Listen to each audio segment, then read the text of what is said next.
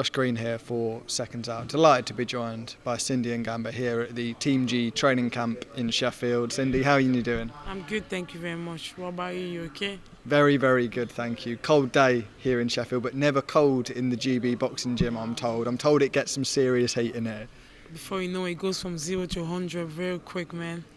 Before you know it's hot, it's always boiling in here, It's starting with the warm-up, and before you know it, you're boiling, you're dripping, the adrenaline is kicking in, and you feel alive, but at the same time you feel like you're dying, but at the same time, trying to hang on, and yeah.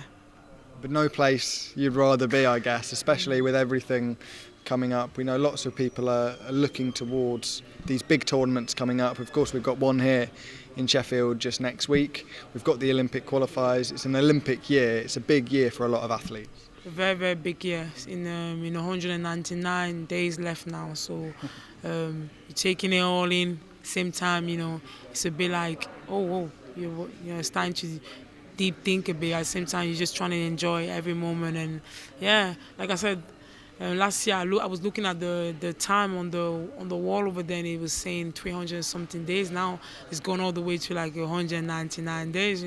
Before you know it, them 99 days will be gone.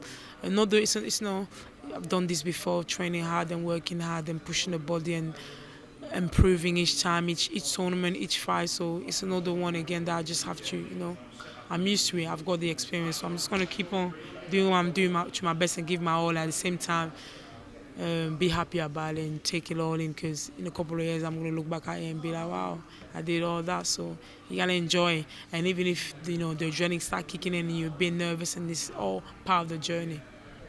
In an Olympic year, does the mindset and does that extra little bit of focus kick in, because everybody's looking forward to probably their biggest moment, definitely of their amateur career? I don't understand the question, sorry. Is there that extra little bit of focus when it's an Olympic year? Yeah, of course it is 100%. Like I said, we only have like about unders, 5 months and a half left now. So any of these competitions that are coming, or any tournament or any bout, any training camp that we have coming up, is kind of like the process of getting to that bigger picture, So you can't really ignore these other tournament or any training camp that are coming up, because it's part of like how to get you prepared, prepare your body mentally and physically for these big ones. So it's part of the journey, all part of the journey. You've been through a lot of adversity to get to where you are now. Talk to me a little bit about the battles you've faced to be in the position you're in today.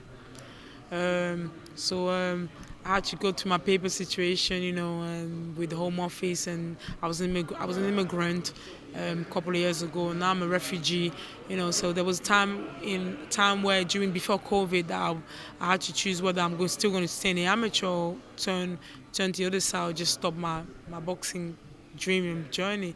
So hopefully. I was lucky enough to get hold of the Refugee Federation for them to help me and put me on the program as being part of the refugee scholarship holder, and that was the help. I got helped a bit by Amanda Coulson from the England boxing team, and they were able to help me as they seen so much potential that I had in me to support me. Was there any moment during this journey where you thought about stopping all this training, all this boxing, because it sounded like it was a very difficult time at times for you? Yeah, not only through me not being able to join the GB boxing team, but me having to go through the process of my paper every time, having to drop a document and being rejected, and my document being rejected, and having to apply for a new case, and my case pending, and me going about with my day-to-day trainings, education and my part-time job, and just being on the back of my mind, like I can receive a phone call, an email, a letter to my house saying that your application not being accepted. It took a couple of years, a good amount of years, but we kind of made it now. So all we got to do is all I can do really is just keep on striving and look forward to the future and the present. I can't really go back and look at the back really, because even though that was the moment where it made me stronger, I've learned a lot from mentally, physically, and I've got a bit more mature and independent. But yeah. Do you feel like you're in a position now where you can completely focus on the boxing, because some of that is out of the way and it will bring out even more in you? You've achieved so much, but it could bring out more. 100%, 100%. Looking at my life a couple of years ago when I was going through my process with my immigration, when I didn't have the refugee status, it was a bit more. It was a lot more harder. The percentage was a bit more higher compared to now. Now that I got my refugee status and I got all the support that I need from, from GB boxing and the refugee, mainly the one that are always always checking up on me, always supporting me, you know with everything that they can possibly, the Refugee Federation and the refugee team, Olympic team. I'm so grateful of them and of the opportunity that I get given from the refugee Olympic team, and that all the people that have so many potential and skill that don't have that that direction that can be brought onto. That's what strive me and push me every day. Do you think this could be a change for more refugees who have been in a similar position to you, to give them opportunities, and maybe they won't be in the position you're in and they will be able to compete for Team GB or wherever they are based? 100%. I think being a refugee athlete and boxer, and being in the training with being part of the Team GB, it also gives Team GB experience to any other athlete that come across like me that will have the same, not the, that might have the same story as me, but maybe a bit of similarity. Then they will know how to deal and handle. We always talk about it because each time there's always something new that GB team, the Team GB struggle to kind of understand, and I always have to help them a bit. And we always laugh about the next generation that's going to come, or the next person that comes, they're going to have that. They're going to be able to handle it well. And also any other athlete out there, when they hear about us and they read certain refugee athlete stories, and I hope that hopefully it gives them a path forward, like a way on how they can find support and help, just like I was able to find mine. With the Olympics going, we know you're competing for the Fair Vhance team, representing them in boxing. How much does that mean to you that you've got that opportunity and that outlet to still be able to compete at the highest level?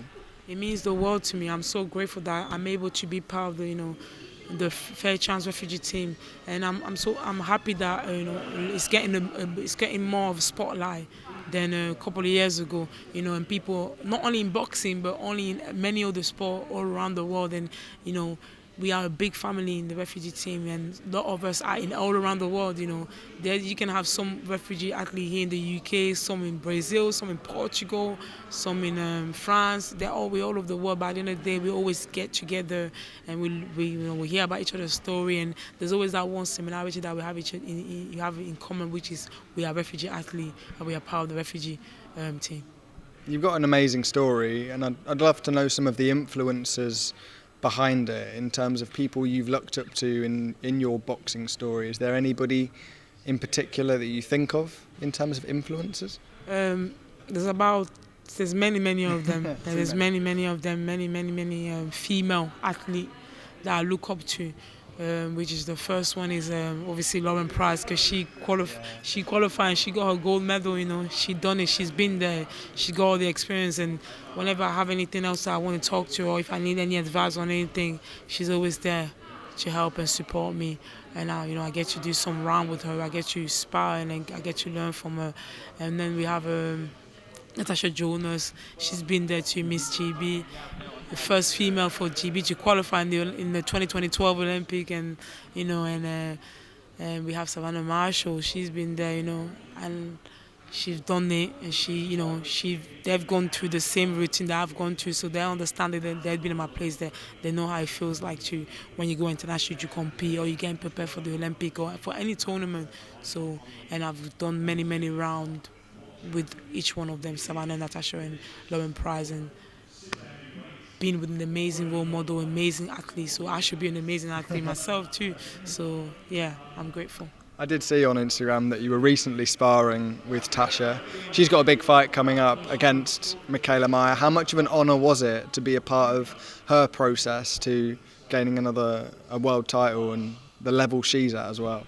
It's always an honour. It's always an honour to spar Natasha Jonas. Not only is she the most purest and generous and just dead down-to-earth human being in the ring, but also outside the ring. So for someone to be, just naturally just real in outside the ring. You can just get along with them naturally, and I'm just grateful for her. She always messaged me and always asked me if I have any help, if I need any help, any round, or if I need to talk to her about anything. She's always there to support me, and to have someone like her that, she's a busy woman. She's a very, very busy woman. She's like, she's more busier than me. And for her to even tell me things like that, it overwhelmed me.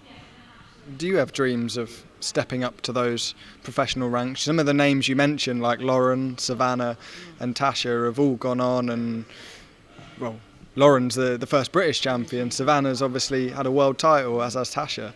It shows what can be achieved coming from these types of gyms. You see it yourself, man. You see Savannah, Natasha and Lauren Price. They all came from GB boxing, and I'm trying to create something for myself too, and hopefully in the future. I've not made my decision yet, but hopefully in the future, the answer will be, the question will be answered. At the moment, the main goal is the Olympic. I'll ask you again in a couple of years, and thank you very much for your time, Cindy. Really appreciate it. Thank you very much to you, Josh. Take care.